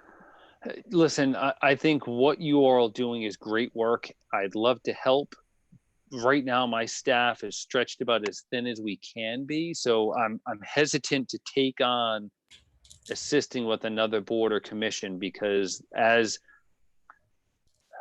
we take more on, something else falls off the table. If that resiliency, sustainability, staff person was coming on board, it wouldn't have surprised me if they ended up in my department and then we were the ones that were assisting in staffing you. So I think, Zell, talking with John first about, hey, what is happening with that position? Is that still a reality? And where's that position going to rest? I think that's probably conversation number one. Okay. Yeah, and you all know that, I mean, we already wrote a letter about this, and we said that we really need to have that, and it really should be in John Burt's office. And the argument was that these issues of resiliency and sustainability clearly run across silos and across programs. And that's where it stands at this point in time. Frank. John, you mentioned collaboration within the town. I wonder about regional. Stonington has a resiliency plan. I saw City of Groton and New London, they're all talking about the same thing. Are you guys, you planners, all talking to each other? My perception after the years of being here is no, but I'll ask the question. Actually, we do talk to each other quite a bit. Jason Vincent, the previous Stonington planner, and I have known each other for a very long time. And we would collaborate on things. And today is Wednesday, so this Friday, Susan Cullen in my office, it's her last day in the office, and she starts as the director of planning in Stonington the following week. So she's been working with the town for 21 years. She lives in Stonington. She's going over there. Keith over in Stonington, we talk to quite a bit. The planner over in New London, we speak to. Deanna Rhodes up in Norwich. Yeah, we're in pretty good communication. With others, I always try to work within my sphere of influence. So I try to focus on Groton, but we all try to be aware of what's happening in other communities. Along those lines, tomorrow afternoon, we actually have a regional planners meeting put on by the COG. That's just, at the staff level. So we are in a good level of communication. Good, I'm glad to hear that. Yeah, I think it's too bad if it wasn't always the case. Where I used to work in Rhode Island, we, as a Washington County planners group, would meet once a month and talk and share ideas. And we did that for, 15 years working in South County the whole time I was here. So I was surprised we didn't meet as much in this region of the state, or in your region of the state. I'm in Rhode Island right now. But we'll let you back into Connecticut, John, just for the record. Oh, thanks. Well, the problem is they won't let me back into Rhode Island after that. I got that completely. But so the southeastern region of Connecticut, do you feel like the COG here or whatever other extra governmental agencies are focusing on? I mean, COVID is obviously number one. I get that completely. But as everybody nationally sort of says, this is not a wake-up call. This is climate too, right? Mm-hmm. Yeah. So how are you guys dealing with that? I don't think climate is their is huge. I know it's on their radar. I don't think it's huge on their radar. A lot of their funding comes through transportation type work. Yep, yep. With that said, they've been really great and supportive with us. They helped us lead a couple of joint land use study projects over the past few years, getting a lot of money and grants from the Department of Defense, looking at planning around the sub base, EB, and some other things. But a lot of that had more to do with land use planning and traffic long range planning, not so much the climate change sustainability. With that said, they took the lead on updating all of the municipal hazard mitigation plans just a few years ago, Okay. getting the CRS program started with a lot of us. So they've been really good with that stuff. But I don't think, frankly, I don't think that they've been giving the charge from their elected body, which is the chief executive officer of all the municipalities, on, hey, you shall work on climate change, resiliency, sustainability as a major item. I haven't heard Let me that come yet. back to that with Groton, Mhm. CRS, which I've had conversations with the mayor and stuff. So Groton has signed up for it, but we haven't done anything. We're waiting on the feds. No, you're Unfortunately. not waiting on the feds. You're waiting for Groton to decide to do the things that qualify us for the feds, correct? Actually, we already have a lot of things that we've done that would qualify us for CRS. We have been in communication with the point person for CRS for, I think that they had a change in staff person, because we told them a year ago, we want to get involved in this program. Okay, great. We're going to come do a visit. We'll send you some documentation. Crickets. We reached out again. We finally, and that's what I was saying before, we finally heard back from them a few months ago. The last community I worked for, we were a CRS community. I think we were an 8 out of 10. And I think there are a number of things for us to easily get to the first tier Absolutely. without doing any new work, just documenting what we've Right, done. We've done already. So that's weird, because when I look on it, it sort of says, yes, we signed up, Groton signed up, but then we haven't done X, Y, or Z. So you're saying we have done X, Y, or Z? I'm sure there's many things that we've done that would qualify us to get into a certain threshold of rating. They haven't come down to visit with us to actually start the program, because it all comes down to, That's a different level of stuff. So yeah. we, not you, we can work on that. Okay. Okay. John, I wanted to ask you, after much earlier, Frank and Jesse's comment about a list. You have this CIP request that has been appended by COVID. And but you already thought through what are some of the capital improvement projects that for on a 5-year horizon. And I was wondering, is that something that we can look at and have a conversation about? What is the alignment of that CIP request, even though it may not go forward with the economic situation, but at least the thinking is already baked into that plan. And have you walk us through whatever part of that is very well aligned with our mission. I would like to capture that information if to the extent that it's been part of the planning process. Yeah, my budget is actually downstairs right now, so I don't have it in front of me. But the kind of the short story of it, it was a broad brush approach of saying, yes, we need, I can't remember if it was 60, if we had asked for $80,000 in the CIP for basically a town-wide resiliency plan.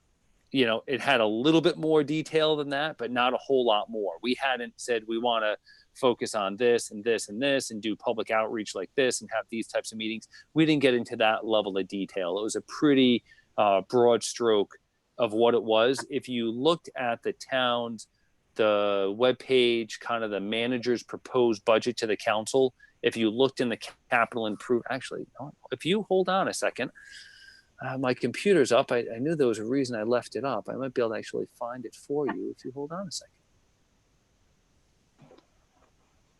That's sort of my concern, is that over the years, I've had a hard time really getting involved with the CIP process.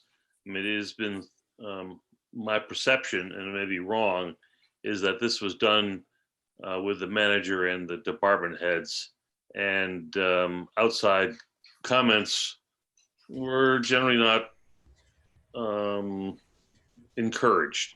Now I may have that wrong, but that's been sort of my experience over the last 15 years.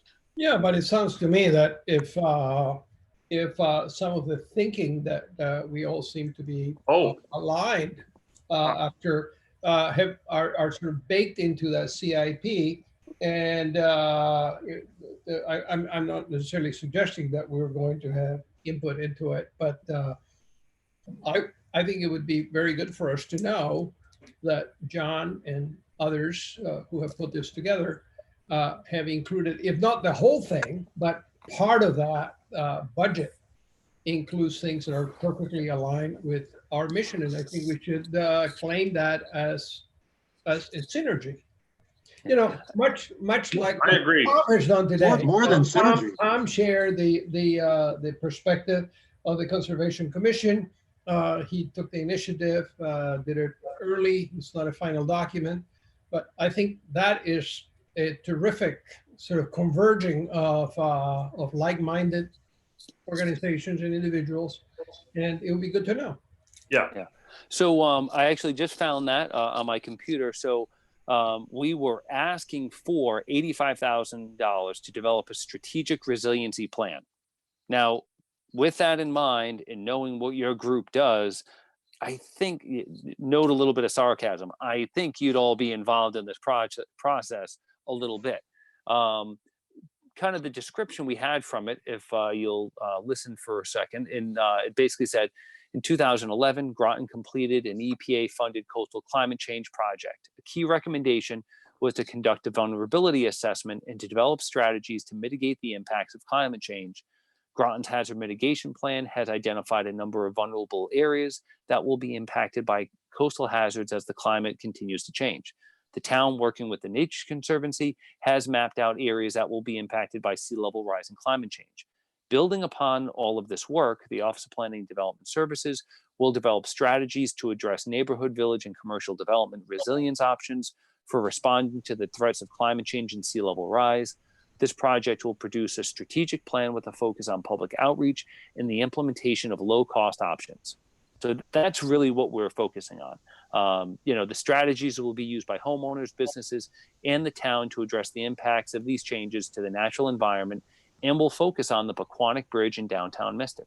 So those were areas we will really want to focus on, but looking at a much bigger resiliency, sustainability effort. So that was our write-up. So it's, a little bit specific, but again, still pretty general. We hadn't developed a scope of work yet. Yeah. Thank you. And you don't know where it stands in terms of funding? Right now, there is zero funding. No, but right now, where is it? Is it in for review? Is that the idea? No. So the town council and the RTM have both gone through the budget. This item was kicked out to fiscal year 2022. So not this upcoming year, to the next year. That doesn't mean that it's going to be funded. It means that it may be funded. What we are actually looking to do is apply for a Long Island Sound grant to try to do this project.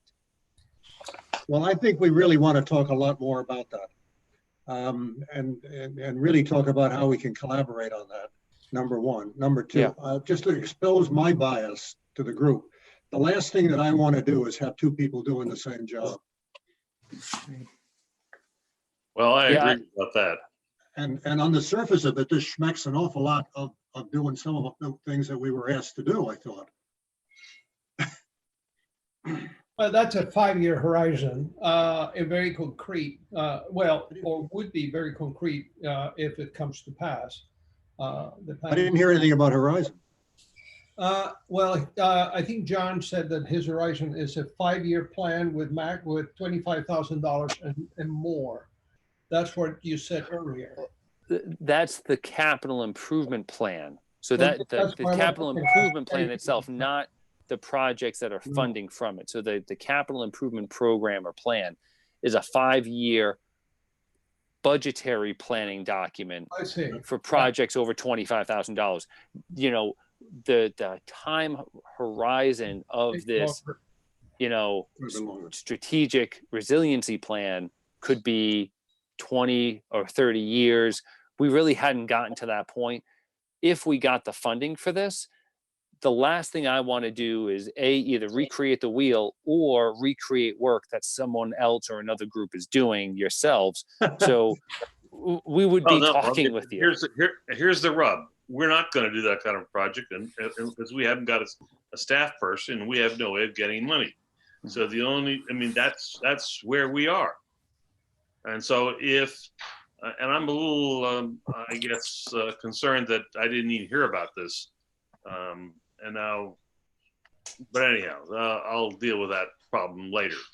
But I certainly don't want to Frank's point, don't want to duplicate what someone else is going to do. I happen to think that we might be able to be some help here, and I'd like to be able to do that.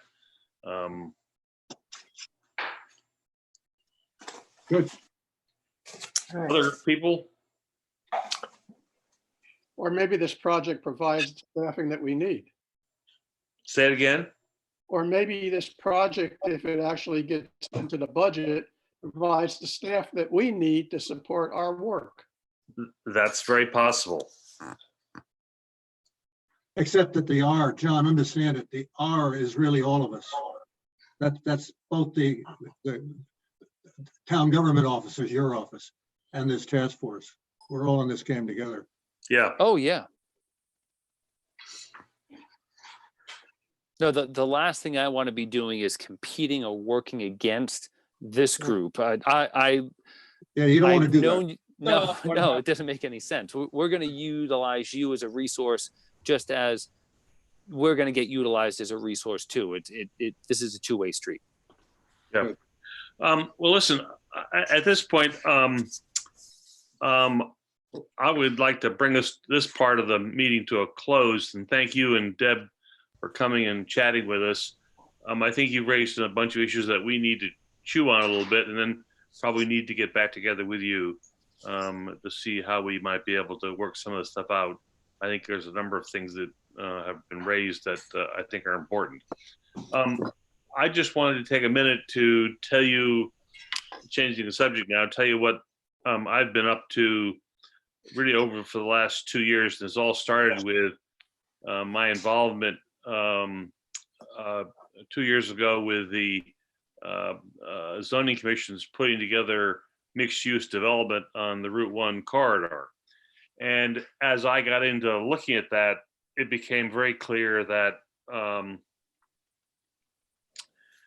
in order to make that project or that land use really hum, the literature would suggest that you wanted to have a transit-oriented development.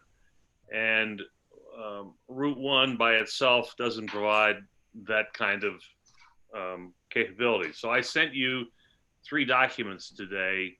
One was a letter that I had sent to the town council in March, sort of summarizing what I had found out over a 1.5-year period,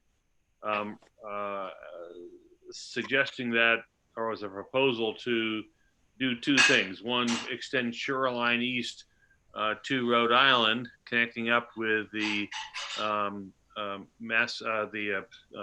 Island and Massachusetts commuter line system, and creating a new train stop in Groton at the corner of Route 1 and Pequannock Road, and then connecting up the other rail line, which is the Providence and Worcester, that goes down on the east side of the river to through Groton, runs parallel along the Amtrak line, and then hooks around by the airport, and then to Pfizer's and an electric boat gate. And what this does is then provides a alternative means of traveling for the people who commute to Electric Boat or commute to Pfizer's or commute to the Navy base in order to get them to potentially have an available transportation system, public transportation system, which they don't have now. And this was all happened in an environment where Electric Boat at the time, late 2018, basically indicated that they had gotten funding to build another 20 submarines over the next 20 years. And they were going to be hiring somewhere between 5 and, depending on who you talk to, 18 or 14 to 18,000 new employees. And the fact that John's work with one of his early planning studies was, and was confirmed by the folks up at the regional planning agencies, that basically something like 80% of all people who went to Electric Boat came by single occupancy vehicle. And that was further amplified by the fact that all transportation in southeastern Connecticut is dominated by single occupancy vehicles to the extent of about 95%. And so with those two things in mind, it seemed to me that we had the tracks laid, they were in the ground. The question is, could we get a couple of new train stops and hook this whole system up so we had develop a commuter system along the shoreline east from basically New Haven to Providence and then on to Boston, and then connect up a north-south line on the old, or what's considered to be the Providence, Rhode Island line, which is now used for freight, daily freight, and hook that up on a north-south basis. And so that was what the proposal is. I had started this before the task force was formed, and so I felt that I should continue to work on that thing, but it's now gotten to the point that it's become public. And so I thought I should bring this before the task force, because what this does is, for me, it begins to work on reduction of greenhouse gases, because 38% of the greenhouse gases in Connecticut come from privately owned vehicles. And if you can get people off of the road and onto trains, particularly electric trains, that changes that whole equation. And it also, from where this sort of thing has been done across the country, it also begins to spur economic development, not just housing, but more about small businesses along the way. So it allows you to connect up where people live with getting to work using a alternate transport system. And so I encourage you to spend some time reading through it, and we'll talk about it next time, but I thought you all should see what I've done. And there is a map, and I'll just take a quick moment and show you that. I think I've got it. Yeah, I'm gonna show it to you. So I'm gonna share it, and then I'll get back off it.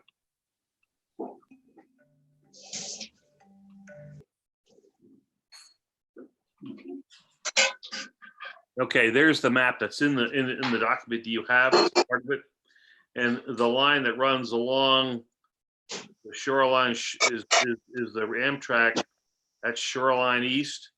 And so it would be taking and putting a new stop in Groton, and then connecting up to Rhode Island, or connecting up to Mystic, and then to Rhode Island. And then the north-south one would start with the south end of the base, come around, have a station which links both the Shoreline East and the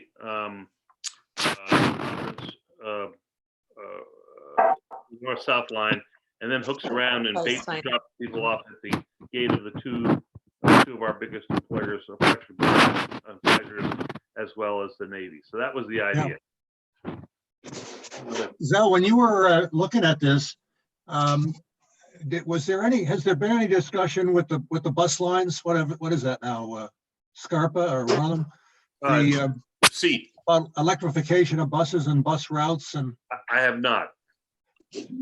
There had been a fair amount of work done with the joint the Navy study that was done with Scarpa about improving the bus lines. John can probably talk about that better than I can. Is John still there? He is, but he's muted. I am here, yes. Okay, so I don't know, I mean, there has been some, in my opinion, tinkering around the edges with the bus system for commuting, getting people to Electric Boat and to the Navy, but some rerouting of routes and so forth, but that's as far as I know. Yeah, I have not spent a lot of time on that. I know that the COG has in the past, the Council of Governments working with the folks in the city of Groton and John Burt, the town manager, a little bit. But I know it's an area we need to dive into. Zell and I, in fact, were just talking about this yesterday.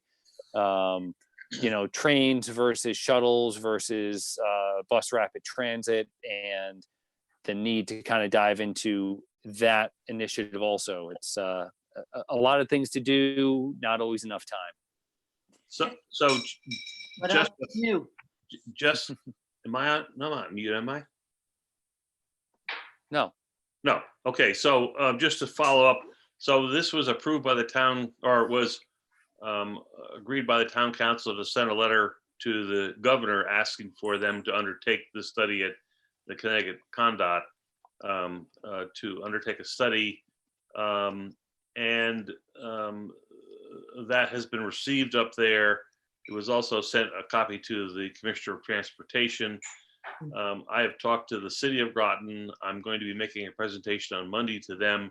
The mayor has been very positive about this. I've talked to the city of London. The mayor over there is positive, but for the council, and the same thing in Stonington, where I've talked to the first selectman over there, and we'll be making a presentation to them. And they've all been, at least on the executive level, have all been very positive about this. I've also made a presentation to the Connecticut Commuter Rail Council a week ago, and they are willing to support this as well. I've been to the Department of Transportation in Connecticut, and they sort of rolled their eyes at me and said, well, this is going to be expensive, and if you get the town support from the town, we'll consider it. And so I've done that, but now I've got the heavy lifting is going to have to happen.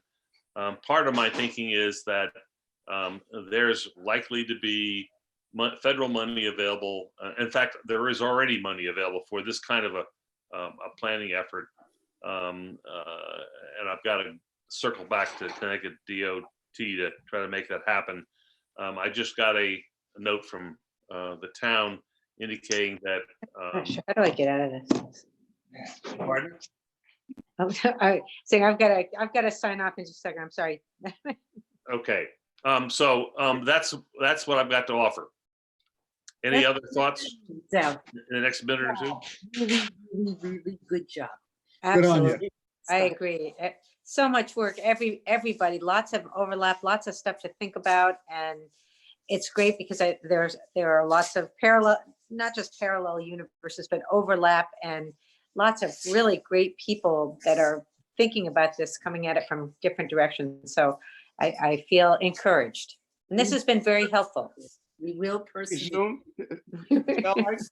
I'd just like to interject a Zoom suggestion.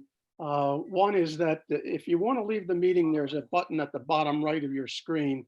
Right. The second is that for folks who are not talking should always mute their mics, because any extraneous noise that you're making, like coffee cups and rattling papers or moving around the room, is disruptive. And Zell, you as chair or host can actually turn off our mics. So, Yes. So you should do that. Just mute us, especially Boland. I told them how to do that. I know. So- I thought I'd do a run through and see how you all behaved. But I've got the list right That's alongside right. me I here. should be really quiet. But I think that Zoom etiquette would suggest that you turn off your mics if you're not really need to say. So is that just something. the minus? I don't see where that. No, it's on my- You go, bottom left if you go part of to the screen bottom left, there's a mute thing. button, and There's you a just microphone. Click and on it. unmute it.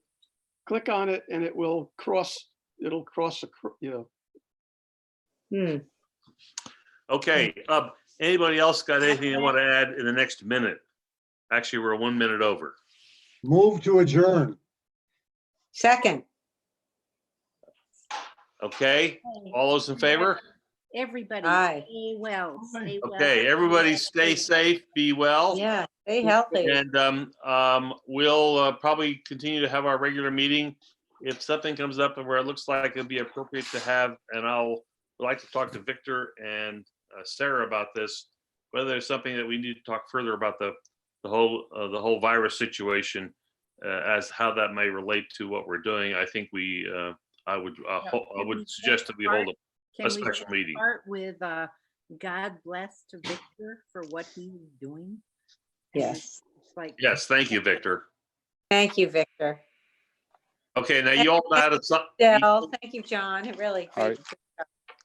Oh, You thanks for having me. off now. Thank you, John. And All right, take care, everybody. All right, All right, folks, stay take well. care. Stay healthy. Much. bye-bye, Bye-bye. bye-bye.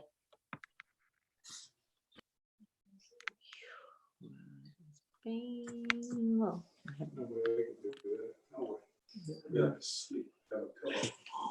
honey. So you know, I did 2 crossword puzzles. Maybe I was the one that was making all those. Well, I could because I was part of the meeting. Maggie, sign off. I'm still trying to. Yeah, I know, me too. I'm trying to figure out how to sign off. Thank you for letting me know. I love you, but that's okay. No, I Okay. can't. After you sign up, Jesse and Maggie, I'll end the meeting. Yeah, I But I did that. or how to sign off. Anyway, Okay. You may have to move your cursor down to the bottom of the screen. Yeah, but I Yeah. still get your wonderful face, Zell. I know, because I'm on still. I know, but You want me I to end the said- meeting? I can't get out of it. yeah, I can't either. I'm emailing. I've got all kinds of things going on, but I can't No, see how to get out of this. So. So let me just close it down up here and see if that works. No, it won't let me do it. Sweet. Okay, I'm going to end the meeting and see what happens. All right, thank you, Del. That should cut us off. Okay. All right.